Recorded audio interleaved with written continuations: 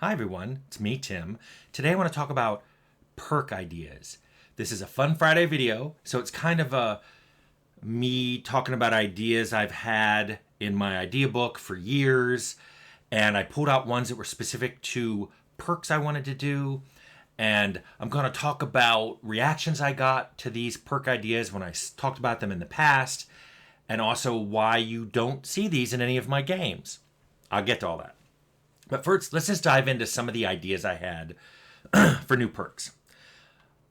One of the ones I've always been noodling around is using your charisma attribute to replace your dex attribute for armor class bonuses. Basically, whatever dexterity is providing to make you harder to hit, you can take a perk and say, that bonus comes from my charisma instead of my dexterity. Now, it only changes that one thing. It only changes that AC bonus. It does not affect if you have to make a save versus your dexterity or reflex bonus or you're rolling initiative or an item has a dexterity minimum. It still goes to dexterity. This perk basically says the one mechanic that gets changed is any bonus to your AC, or if you have some roll to hit or how hard you are to hit, anything that dexterity controls is now controlled by charisma.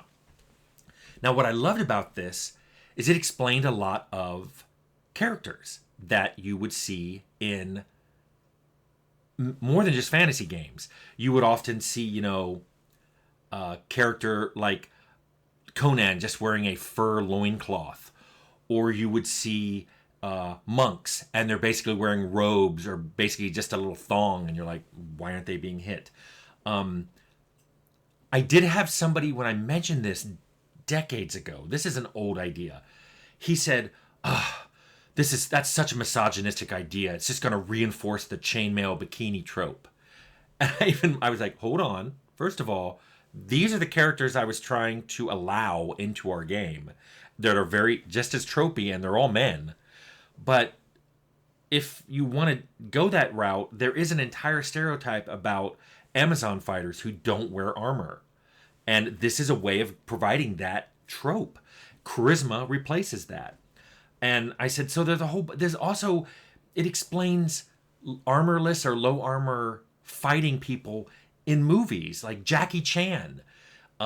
He never wore armor, but unlike Bruce Lee, there was also this charisma component to the way he fought. And I thought this would be really cool. Spider-Man. He doesn't wear any armor, and yes, he's super agile, but he's also got this charisma component. So I like this. Also, the other reason I like a perk like this is usually there's a lot of armor perks in games that say, oh, that heavy armor you wear, where this perk reduces the encumbrance, or this perk reduces the penalties that armor gives you. Like maybe your dexterity is lowered, and this reduces that penalty for the armor. Well, guess what? There's whole classes of characters that ignore whole perk chains like that because they don't wear armor. Barbarians, monks. So suddenly they have a perk chain they can buy themselves. And this is how I imagine that perk chain would go. So there's a perk that says charisma is used instead of dexterity. Then maybe there's a subsequent perk that says, hey, if you do get a dexterity bonus, it adds into the charisma. So that basically charisma and dexterity are now additive. So, people who make a high charisma, low dex character might buy that first perk. But if you have high with both, you'll want to buy both of these perks. And then maybe, there's a perk that says, okay, the bonuses that come, that add into your AC, whether they're from dex or charisma or both, are just increased. Maybe they're increased 20%, 50%. So you have a way of becoming better without finding better armor. And then maybe there's perks that say, oh, wait, now you can add in other attributes. Like maybe you can make you can add strength, your strength bonus adds into your AC. So you're just so big that you shrug off damage. So it emulates it by saying you got hit, but it didn't do anything. Maybe there's wisdom ones, like you're so pious that you just don't get hit in combat. People target other things. Maybe intelligence adds a bonus into your AC. So you're just that smart, wily character who doesn't get hit. You can also take this one further and make it a different kind of perk. Like your strength damage bonus instead becomes a damage resistance against crushing. So you're playing this big burly fighter type. Yes, you can still get stabbed with a dagger or cut with a sword, but if somebody hits you with a club or mace, you just shrug off damage that other people would have taken because you're so strong. So that's another way of like if you want to put strength in somehow, but you don't want to overload this whole perk chain about being hard to hit, you can just do that. Strength bonus now adds a damage resistance for crushing damage. That's a cool way of doing it. Then this made me think of a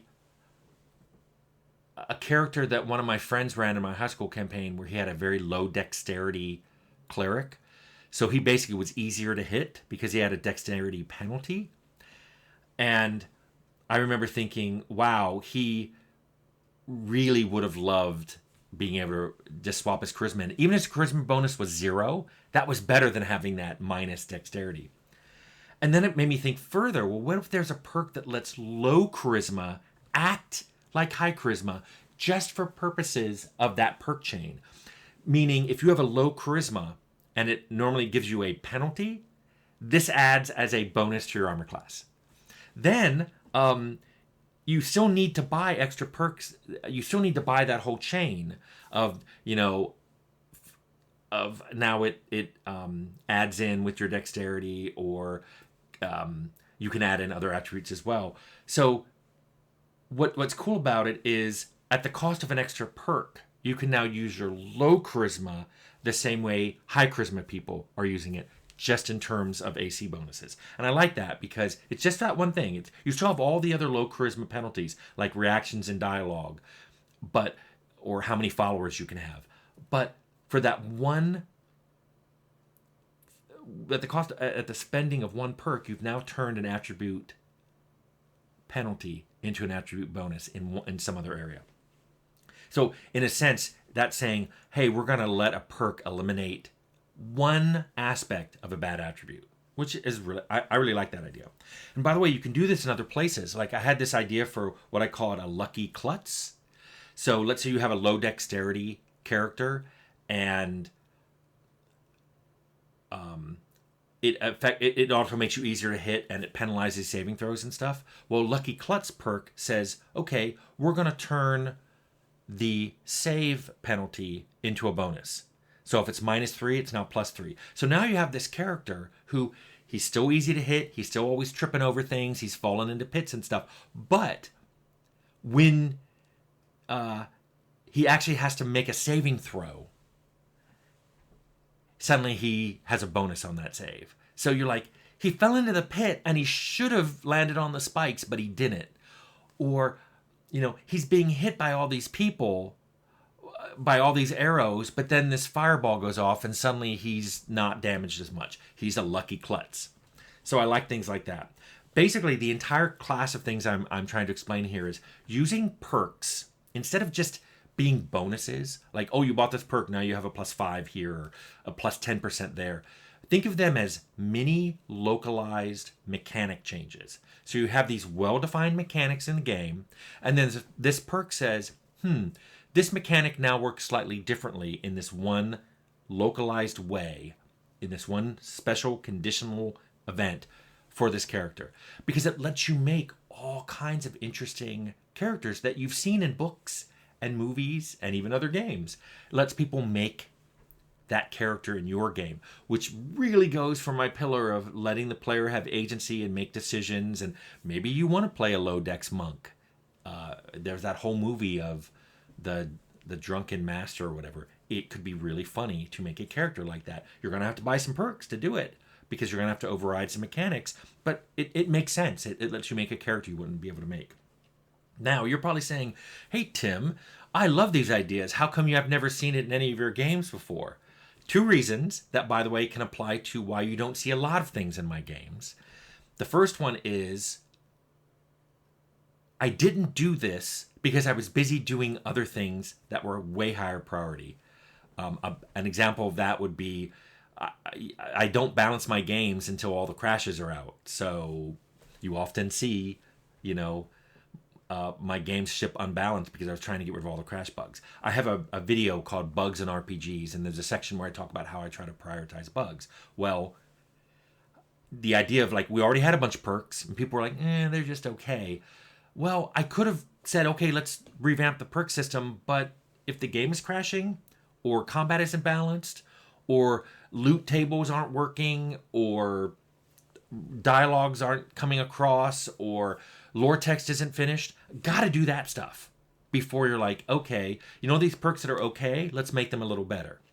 That's why. But there's also another reason. I've sometimes suggested things like this and just been shot down. People went, I don't like that idea. Don't like it. Like the guy who said, I don't think we should do the charisma dex replacement because it feels woke. Although he didn't say woke, because that was 20 years ago before people would say that. Because I think it's misogynistic and supports stereotypical tropes against women. And I'm like, okay, I'm not going to fight that. I don't think it does, because what I was actually thinking were barbarians and monks, but okay. But also, sometimes I don't argue because I've had experiences where the entire team wanted to do one thing and not what I wanted to do, and I gave in. There's a whole video called the Arcanum 1-Point Fiasco about that. So, my idea book has a lot of ideas. I will sometimes suggest them in games that I've made, and they get shot down, and I don't force the issue. Even if I'm a director, you don't override your lead designer, your lead artist, and your lead programmer just because you're like, I'm the director, and nah. They have reasons, and you know what? There's a lot of other things I can do. But that's probably why you may have played some of my games and gone, God, I wish these perks were better. Anyway, that was my Fun Friday. I hope you like these perk ideas, and maybe they give you ideas for more perks you can put in your game.